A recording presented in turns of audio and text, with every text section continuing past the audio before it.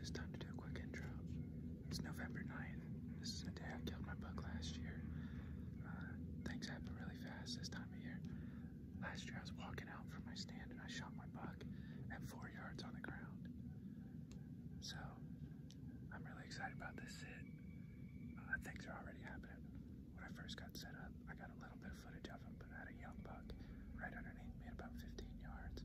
And then, right after that, I had another young buck about 100 yards away, down in the hollow behind me. Right before he came through. I don't think I got any of it on video, but I heard what was a really, really deep grunt out in front of me, about 150 yards.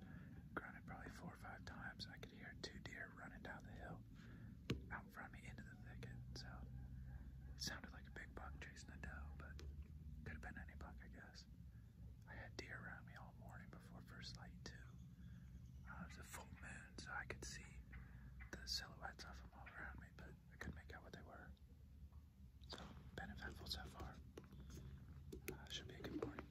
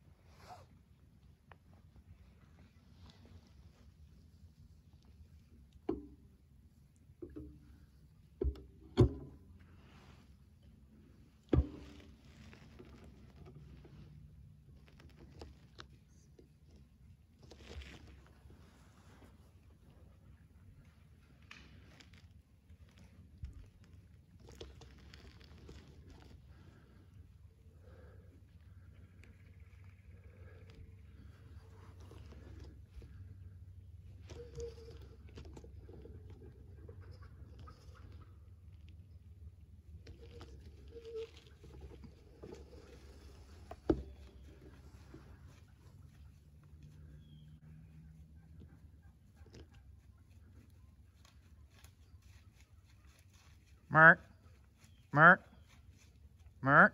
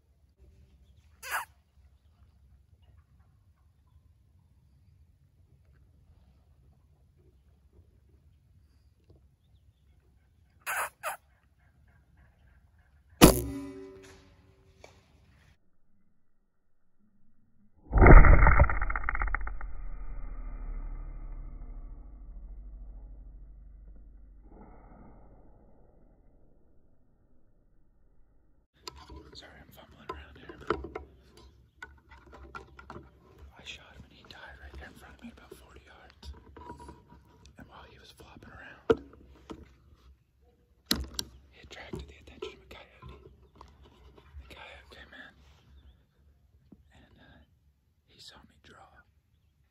Because I was trying to shoot him for a couple reasons. One, the neighbor has a bunch of pet birds that she wanted me to protect. And two, he was headed straight for my buck. I really didn't want to be eating seconds. So I took a shot at him out there. I guessed him to be 50 yards, but obviously I was a little bit off, or he ducked me or something, because I heard it skip off his back. But unfortunately, I'm going to have a really hard time getting that arrow back. It skipped off his back and shot about 15 feet up in the air, and I see my lighted knock sticking in a tree down behind where he was. So that might be hard to get back, but I'll bring the quick sticks down here or something and get it back later. I'm not worried about that right now. I've got a big buck on the ground, and I don't know if I got it on video or not, but I don't care. It was awesome. So maybe I got the shot on video, maybe I didn't. But either way, like I said, I don't really care. I got a full pass through, and he's dead right here, so I couldn't be happier. I saw him down in the hollow behind me at about 120, 130 yards. And I grunted and grunted. He wasn't interested at all, and I know he heard it because it's dead calm. And so once he got down in the hollow a little further where I knew he couldn't see me, I hid behind my tree here and started rattling. And he didn't seem interested at first, so I started banging him really hard and getting really into it. And when I finished, I threw a big snort wheeze down that way, just to let him know there was another big buck up here defending this spot. And he didn't like it. As soon as I hung up my antlers, turned around, grabbed my bow, I could hear him coming. And he came on a string right here to 25 yards. And I crushed him.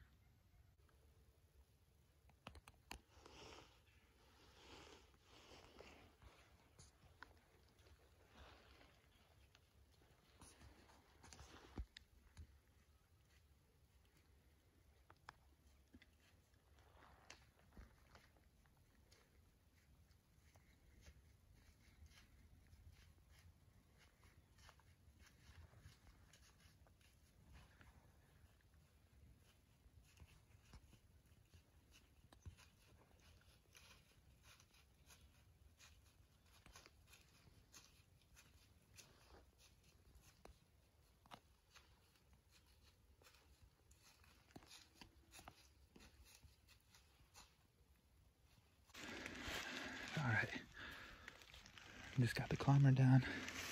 I took a while getting down. Sun's starting to get up pretty high, but I took a while. I think it's like 9 o'clock now. I gave like an hour, hour and a half, maybe even 2 hours, because it was just crazy this morning, and still relatively new to hunting this farm, so I figured on a great morning like this, take advantage of a good observation. Since I knew my buck was down, he died within, I should range it, but maybe 40 yards of my stand.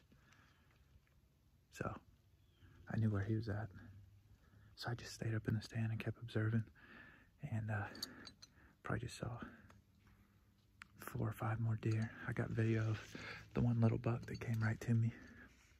He came to about 15 yards. He was down the bottom, and I grinded him up here with my mouth. And then saw another buck cruising the same trail down in the opposite hollow where my buck came from. And then I saw a couple more up above me. So after I shot him, I saw another 4 deer at least, and missed that coyote. Skipped it off his back, and now I'm gonna have to go climb a tree to get my arrow back. It ricocheted off of him, and it's 20 feet up in a tree now. I can see my knock way up there, so that's kind of a bummer. But anyway, just got down, and let's go see.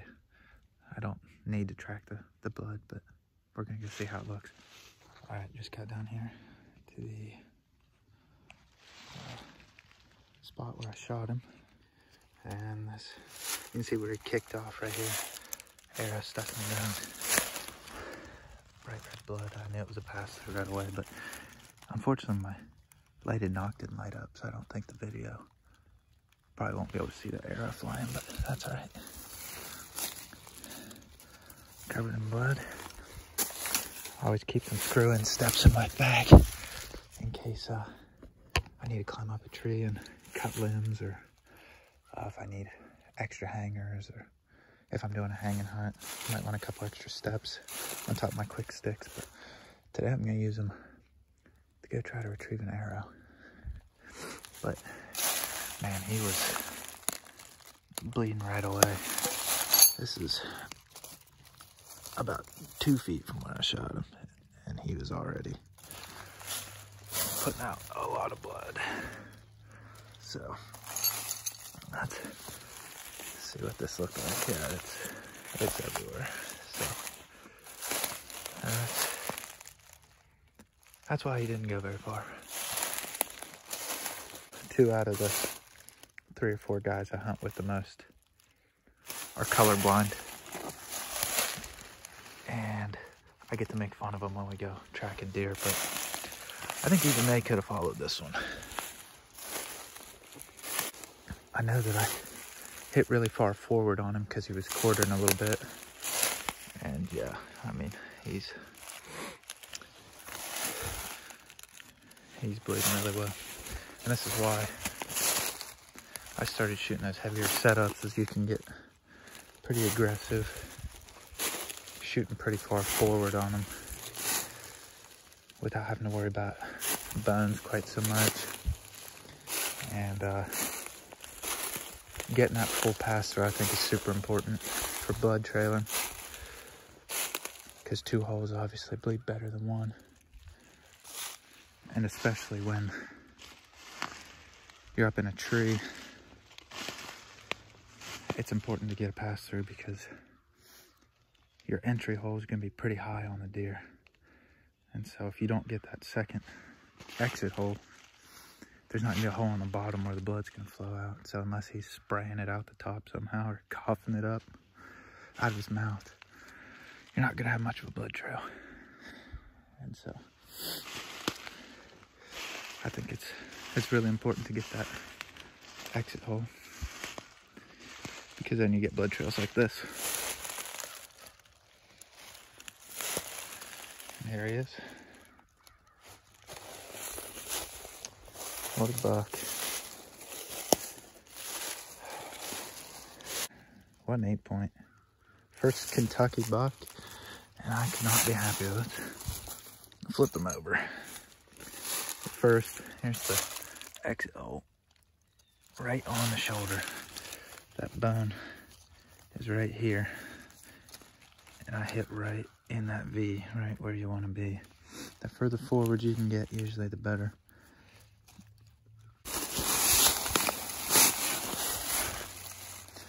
So I hit a lung. She was coughing up that much. Yeah, that's what I thought. I hit in front of the shoulder on the entry hole. Kind of what I thought. Because he was quartering to me pretty hard. And so I put it right on his shoulder. Here's where I was aiming. I think his leg was forward a little bit. And I know if I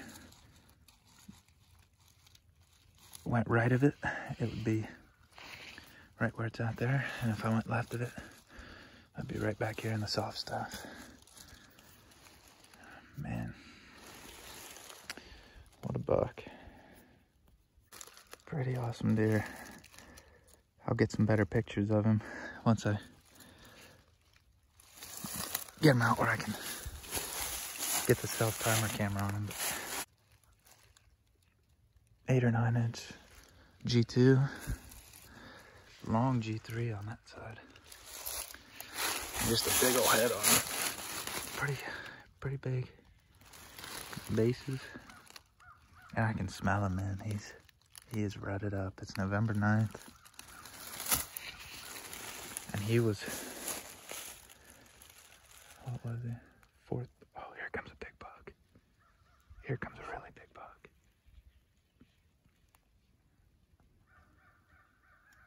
I gotta hide.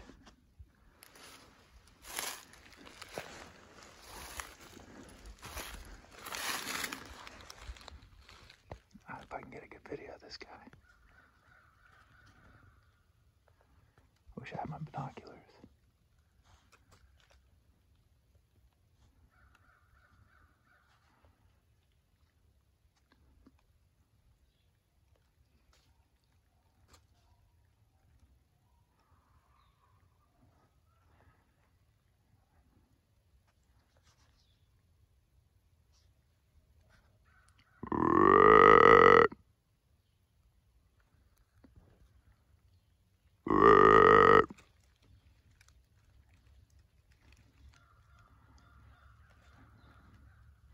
See if he'll come check me out.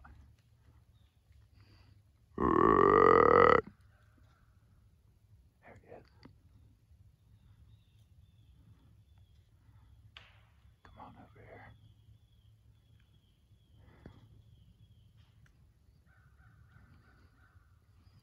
That's a good buck.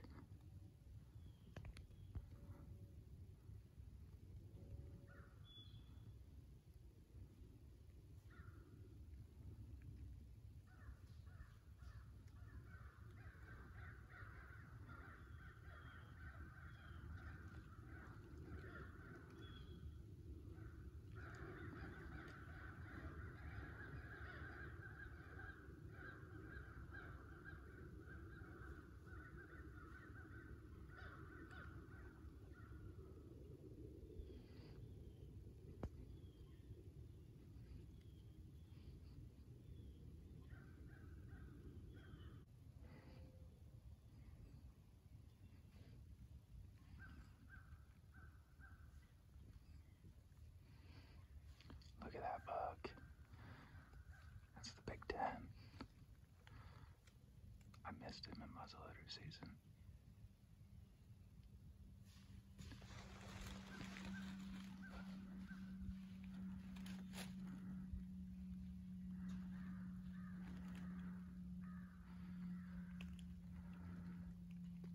That's awesome. That is awesome.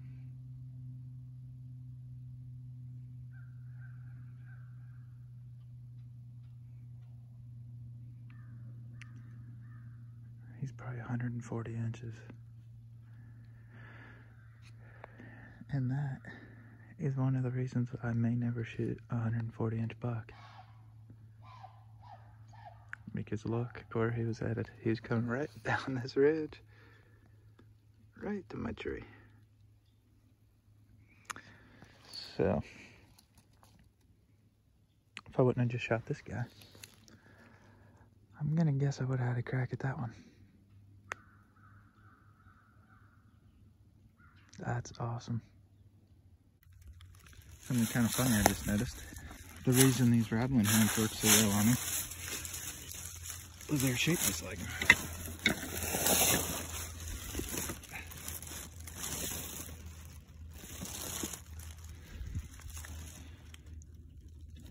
Shaped just like him. Got that curled up beam. No wonder he was interested. Well, I don't know what to say other than this has to be probably the best morning of hunting I've ever had. And this is exactly why I didn't rush to get down here and take a look at him, because I knew there was a chance of something wild happening. That Big Ten was gonna walk right to my tree. I mean, I'm excited with my buck. I can't be happier. But if I was thinking, I would have laid down right here behind him. I just didn't know what to do. I had that Big Ten out there about 75 yards, and I had nowhere to hide right here. So I just crouched down and started grunting at him with my mouth. I should have hid behind my buck as a little decoy. But man, he came right here to about 15 yards and was looking right at me, and I had no clue what was going on at first. And then the wind hit me on the back of the neck, and he took off. That's a pretty awesome encounter right there. Being eye to eye with a big buck like that while you got yours on the ground behind you. What a morning. I think that big one right there made the 7th buck I've seen today. All right, time to retrieve an arrow. Right there. That's the one that skipped off that coyote's back. Probably about 12 feet up in this tree. Looks like I should be able to get the arrow back, but I think the broadhead's a lost cause.